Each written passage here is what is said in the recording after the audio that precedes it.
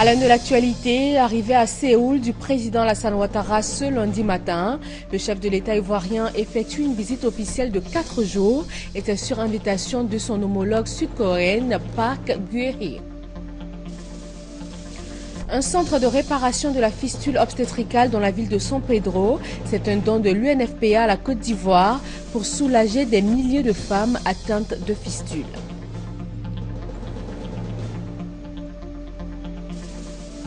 Dilma Rousseff, largement en tête pour ce premier tour des élections présidentielles au Brésil. Elle va affronter Aécio Neves le 26 octobre pour le second tour. L'écologiste Marina Silva, donnée favorite dans les derniers sondages, est pourtant éliminée. Bienvenue dans le 13h de ce lundi 6 octobre sur RTI 1. Bonjour à vous et merci de nous rejoindre.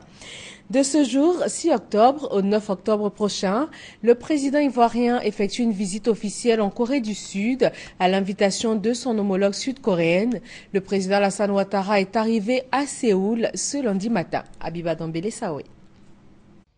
À son arrivée à l'aéroport de Séoul, le président de la République a été accueilli par le vice-ministre des Affaires étrangères, Cho Tae-yeol. Des honneurs militaires ponctués de l'hymne national coréen et de l'abidjanaise ont été rendus au chef de l'État par cette section composée des gardes d'honneur de l'armée, de la marine et de la garde d'honneur traditionnelle, maintenue depuis l'époque des 3 dynasties qui ont régné sur la Corée au 4e et 5e siècle. Des soldats reconnaissables à leur tenue colorée et leur musique particulière.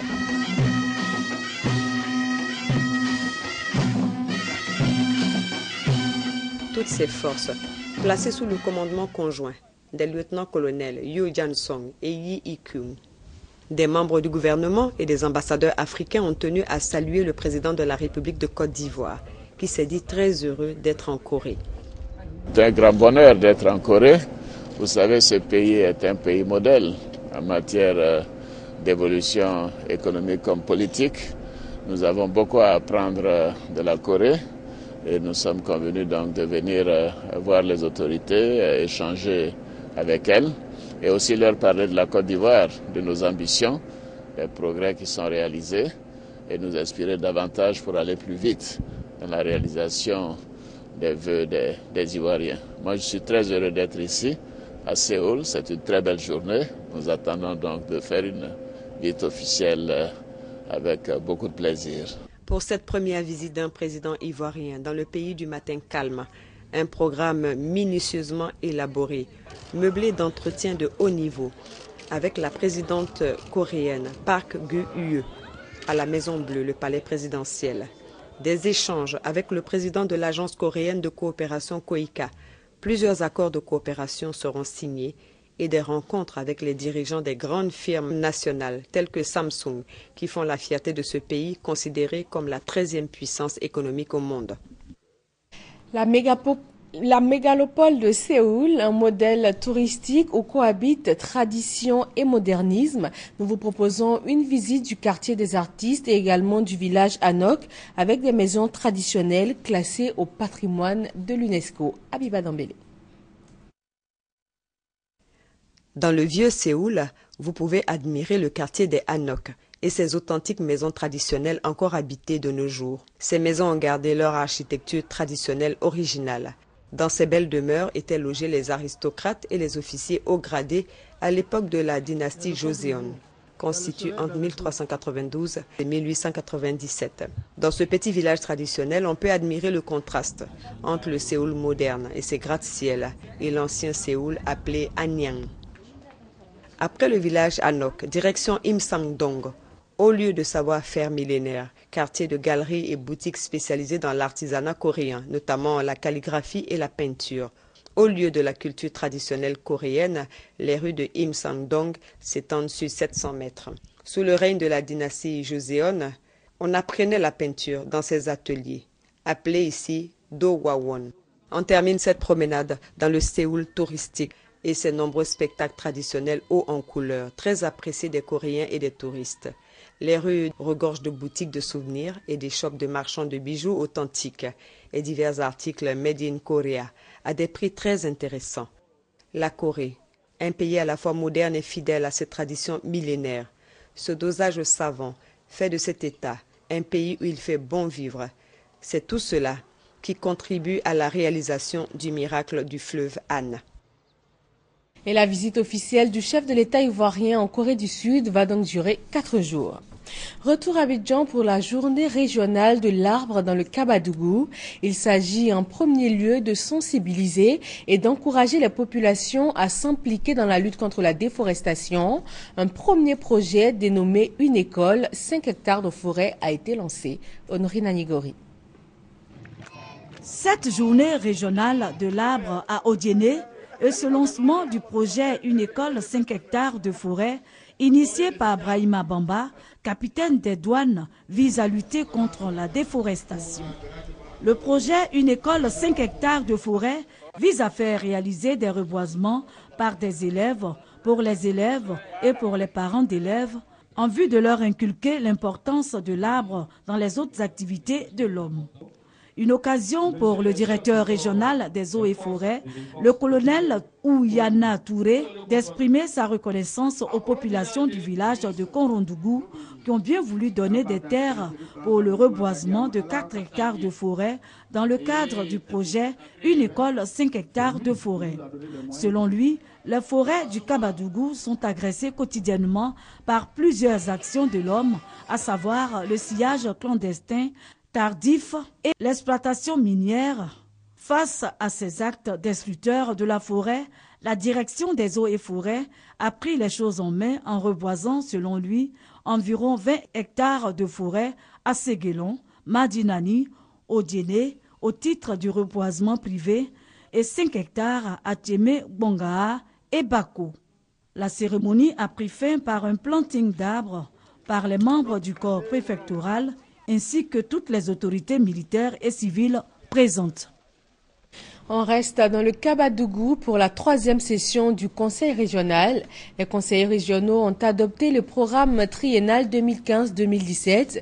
Il prévoit plus de 3 milliards de francs CFA d'investissement. Honorine Anigori. Ce don de mobilier du Conseil régional du Kabadougou à la préfecture de police a été réceptionné par le préfet de police Roger Kwame. Il a promis en faire bon usage et a traduit sa gratitude aux donateurs. En marge de ce don, la 3e session du Conseil régional du Kabadougou s'est tenue. Elle a été marquée par l'adoption du programme triennal 2015-2017. Ce programme prévoit plus de 3 milliards d'investissements qui se résument entre autres à l'alimentation électrique des localités, au reprofilage des axes routiers de la région et à la réhabilitation d'écoles primaires publiques. La 3e session du Conseil régional du Kabadougou a été également marquée par une opération de don de sang du président du Conseil régional du Kabadougou et de ses collaborateurs. Il s'agit par ce geste de sauver une vie comme le slogan le dit, mais également par ce geste d'initier, d'encourager le don de soi à travers donc le don du sang. Plus de 20 poches de sang ont été collectées pour renforcer le stock de la banque de sang du département d'Odiéné. La production de cacao se modernise en Côte d'Ivoire avec notamment 3 nouveaux types de cacao. Quel intérêt qu'apporte-t-il à la production nationale? Les réponses de Noël Niagno. Du partenariat entre le Conseil du café cacao et l'Ivoirien des technologies tropicales, I2T, sont nées 3 inventions majeures. La serpette, le cacao beach, le séchoir serre. Nous avons créé un microclimat susceptible dans la serre de satisfaire les besoins et le cahier de charges prescrit pour obtenir du bon cacao. Le paysan, anciennement, il veut récolter le cacao et il n'a pas la possibilité d'atteindre certaines cabosses qui sont haut perchées. Il a maintenant un outil qui est d'abord durable et qui a la possibilité d'être extensible à volonté. Antérieurement, le cabossage, qui est une opération difficile, court 2 dangers. Le premier danger, c'est qu'en écabossant, on peut blesser les fèves du cacao. La même machette peut blesser les cabosseurs. Donc, nous voulons réduire ces 2 cas de figure. Il s'agit avec ces outils de réduire la pénibilité du travail des producteurs. un début de la modernisation de la production de fèves de qualité.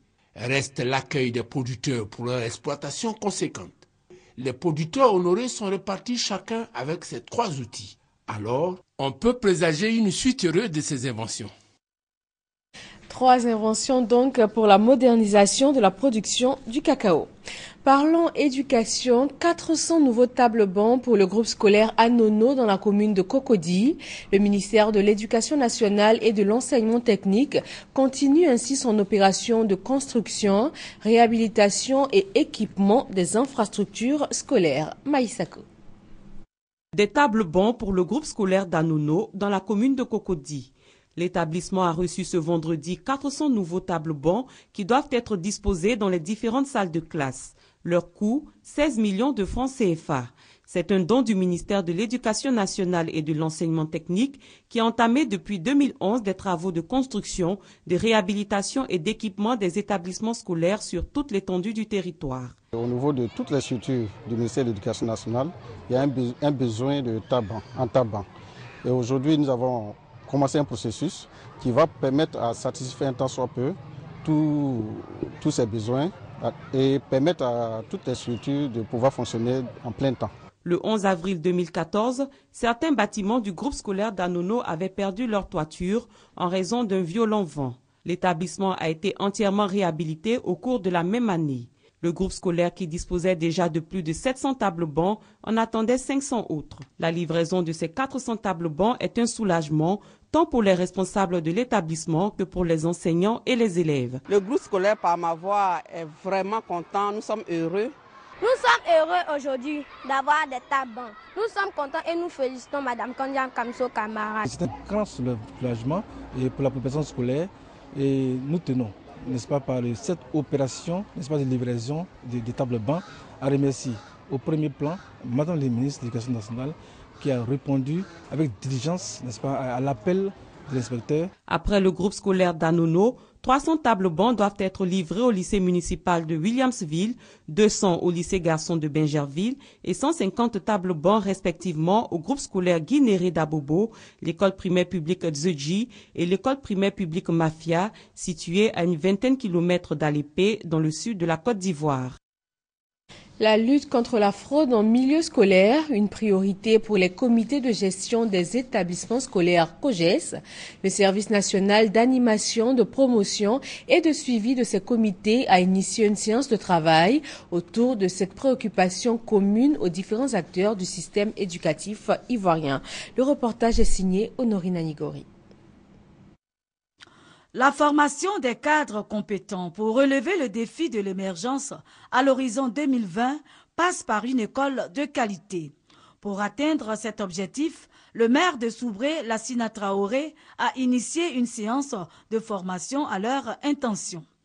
Pour le maire, si chacun des acteurs des comités de gestion des établissements secondaires, COGES, est bien instruit sur ses missions et dérogations, les COGES fonctionneront mieux pour le bonheur des enfants. Le représentant du directeur régional de l'éducation nationale et de l'enseignement technique, Kwame Yao, a salué la tenue de cette session de formation, qui apportera plus de paix et de solidarité à l'école. Quant au coordonnateur national du service national d'animation, de promotion et de suivi des comités de gestion des établissements scolaires, la direction régionale de l'éducation nationale et de l'enseignement technique du département de Soubré compte 404 COGES au primaire et 8 au secondaire. La mission des comités de gestion des établissements secondaires COGES est d'améliorer l'environnement de Les chefs traditionnels de San Pedro formés pour pouvoir expliquer aux populations les lois adoptées à l'Assemblée nationale. Ils vont aussi pouvoir gérer leur village selon les règles de l'administration ivoirienne. Mamadou Kwasi. Un atelier à l'intention des chefs traditionnels de communauté de la sous-préfecture de San Pedro. Cette initiative découle du constat de conflits récurrents liés à la chefferie traditionnelle et la question foncière. Ces problèmes sont dus en grande partie à un manque d'informations relatives aux pratiques administratives, mais également à un déficit de formation. Permettre aux chefs du village d'abord de savoir leur rôle, ce qu'ils doivent faire, ce qu'ils ne doivent pas faire, et leur rapport avec les autres, c'est-à-dire avec les populations, les jeunes, avec les femmes, avec les hommes politiques, avec les cadres, tout ça, vous en avez besoin pour la bonne gestion des villages. Au bout, c'est la cohésion sociale que nous recherchons. 2 jours pour permettre à la chefferie de San Pedro d'être désormais des boussoles dans leur village. Les recommandations à la sortie de cet atelier vont orienter les chefs traditionnels pour une meilleure gestion des villages. L'atelier s'articule autour de plusieurs modules sous forme d'exposés, notamment la loi relative au domaine du foncier rural, le rôle des comités villageois, la gestion des courriers et les violences basées sur le genre. Le sous-préfet Marie-Thérèse Okubo a souhaité que cet atelier permette d'asseoir une véritable base pour une vie harmonieuse et pour le développement de la Côte d'Ivoire. 4 districts sanitaires des régions de San Pedro, de la Nawa et du Bocler reçoivent du matériel roulant. Médecins sans frontières offre ses pick-up et motocyclettes d'une valeur totale de 85 millions de francs CFA afin de renforcer les actions sanitaires du gouvernement ivoirien. Et c'est un reportage de Mamadou Kwasi. 4 véhicules de type pick-up et 16 motos remis à 4 districts sanitaires des régions du Bocler, de la Nawa et de San Pedro. Un don d'une valeur de 85 millions de francs CFA de l'ONG Médecins du Monde au ministère de la Santé et de la lutte contre le sida dans le cadre du projet PRSS, projet de renforcement du système de santé. Nous venons en appui à ces structures qui sont des partenaires, mais également il y a d'autres activités avec les communautés, avec les usagers de la santé. Si on renforce les capacités en leur permettant d'avoir du matériel roulant, d'avoir eu justement à améliorer le plateau technique, de former les gens sur certains usages et formations, ça pourrait aller vraiment vite et bien. Ce projet qui couvre la période de 2014 jusqu'à 2016 est lié à la politique de santé du gouvernement ivoirien. C'est également le fruit du contrat de désendettement et de développement signé entre la République de France et la Côte d'Ivoire. Ces moyens qui ont été mis à notre disposition vont véritablement nous soulager et partant soulager la population car elle va bénéficier de soins de plus en plus rapprochés. Cet appui au district sanitaire de San Pedro, de Sassandra, de Gueyo et de Soubré vise à faciliter l'accès des populations aux soins de santé et surtout à réduire le taux de mortalité maternelle et infantile dans ces différentes régions. La ville de San Pedro dispose d'un centre de réparation de la fistule obstétricale. Ce don du Fonds des Nations Unies pour les populations est fonctionnel depuis maintenant 1 mois. Éric Goré et Serge Coléa. La fistule obstétricale est une lésion entre la vessie et le rectum survenant à la suite d'une grossesse compliquée. Cette maladie se manifeste par l'impossibilité de la femme à pouvoir contenir ses urines, l'empêchant de mener une vie sociale normale. Ça me fait 19 ans que j'ai ça. Je perds les urines sans me contrôler. Dans la nuit, je me mouille, je suis obligée de faire les lessives chaque jour que Dieu fait. À San Pedro, il existe un centre pour la prise en charge des femmes. Il a été construit par le Fonds des Nations Unies pour la population. Le centre a été équipé en août dernier et est désormais opérationnel.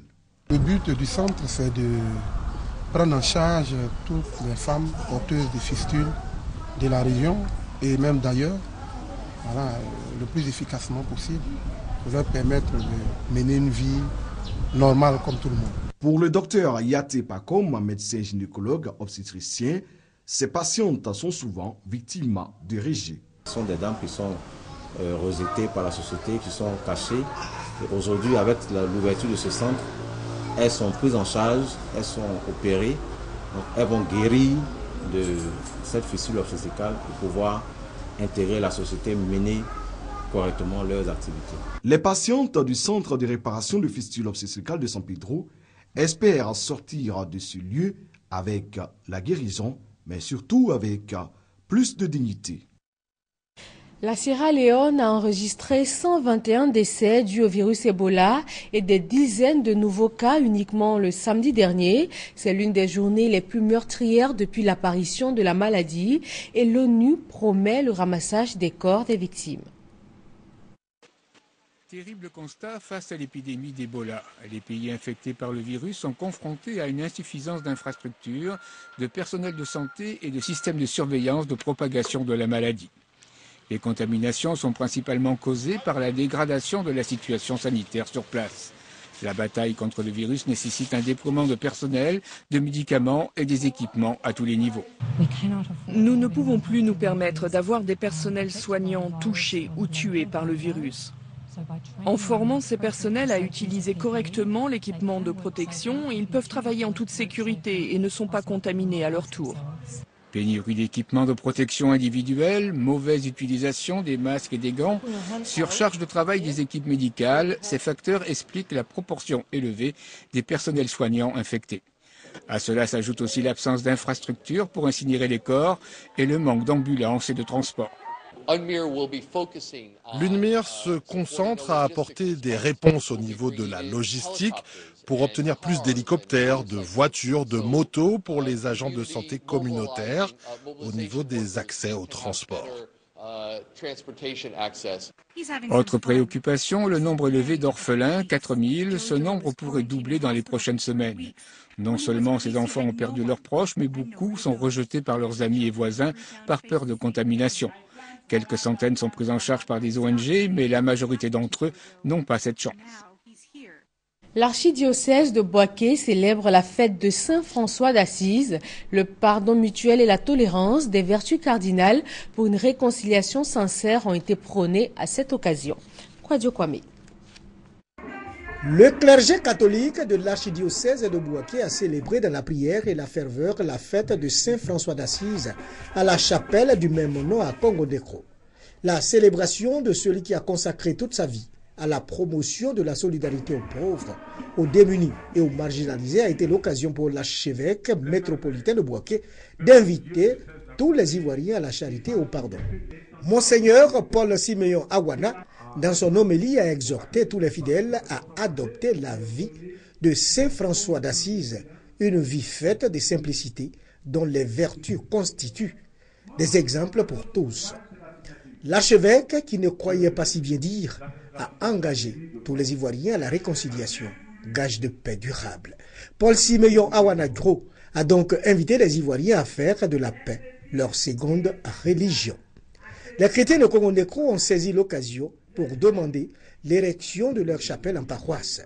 Une demande soutenue par de nombreux fidèles du village venus des 4 coins du pays. Saint François d'Assise doit interpeller tout un chacun de nous qui se dit chrétien. Il a vécu dans la pauvreté en pensant aux pauvres. Grâce à Saint François d'Assise, les pauvres ne se sentent pas rejetés. Ils se sont inscrits dans la société. Saint François d'Assise, au terme de sa vie terrestre, a invité tous les humains à l'amour mutuel et au respect de notre mère, la terre, notre sœur, la lune, notre frère, le soleil. Les chrétiens célestes ont célébré la 27e édition de la fête de la Grande Moisson. Une des qualités mises en exergue, la solidarité et une vente de charité a marqué l'événement à Boussanego.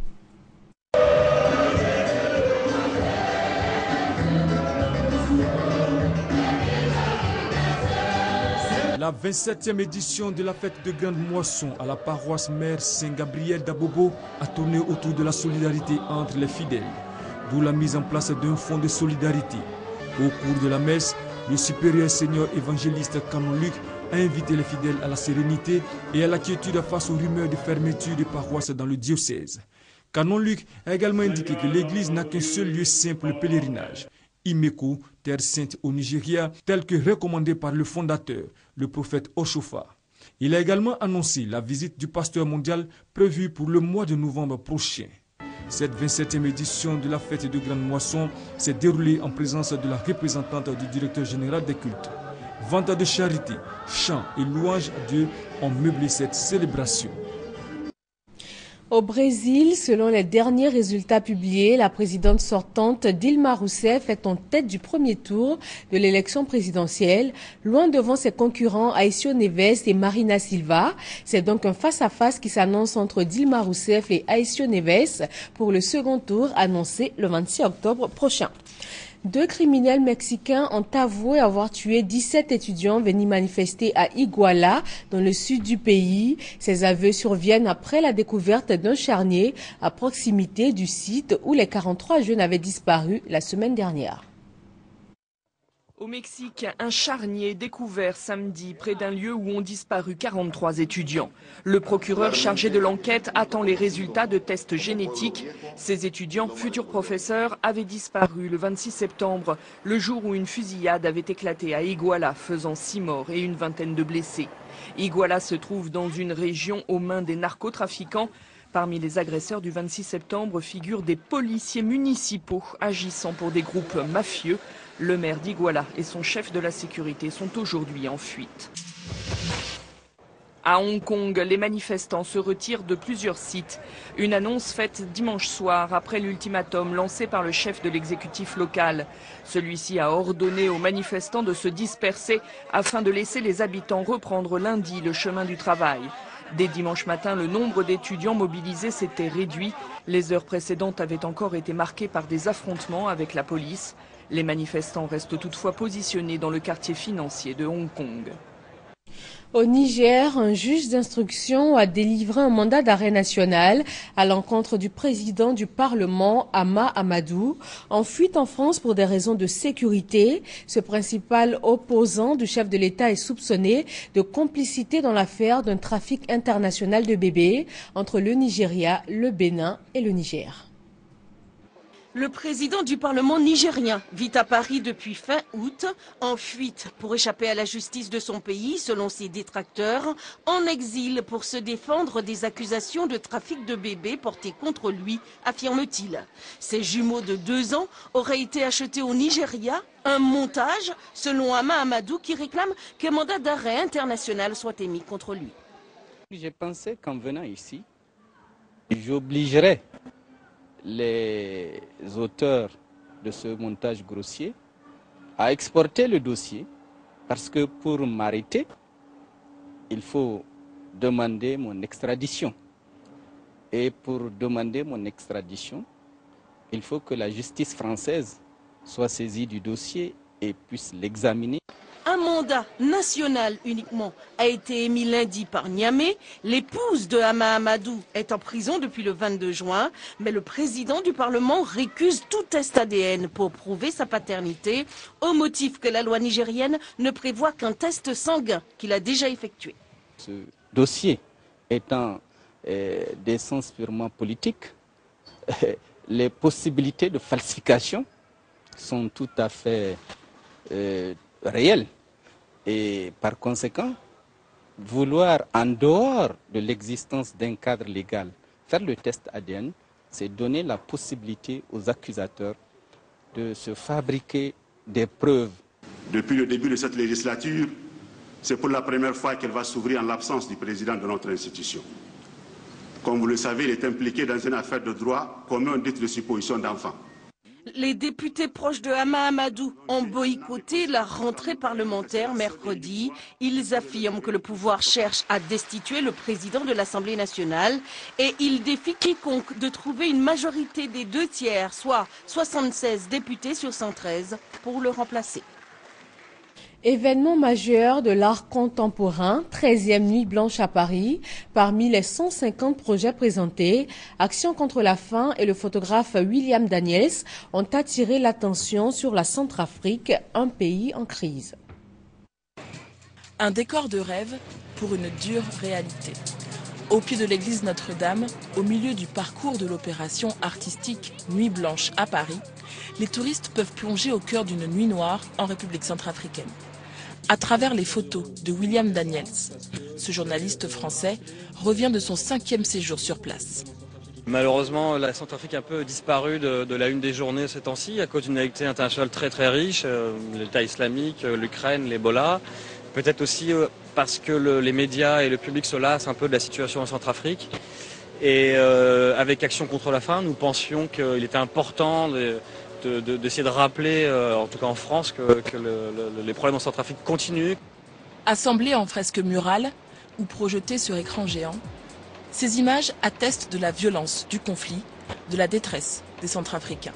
L'objectif est d'interpeller les passants, toucher un autre public, celui qui ne lit pas la presse internationale.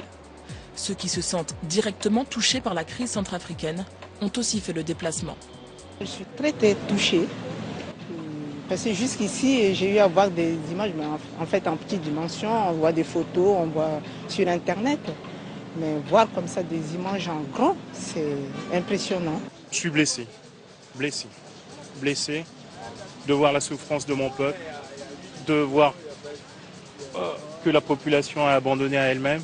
On n'a que des échos, mais de telles images nous permet effectivement de nous rendre compte aussi des réalités et de dire que voilà, la crise n'est pas encore finie, ça continue. Les photos de William Daniels ont une mission, que la crise centrafricaine ne sombre pas dans l'oubli. Et voilà pour ce point de l'actualité. D'autres informations sur les www.rti.ci. Excellent début de semaine à vous.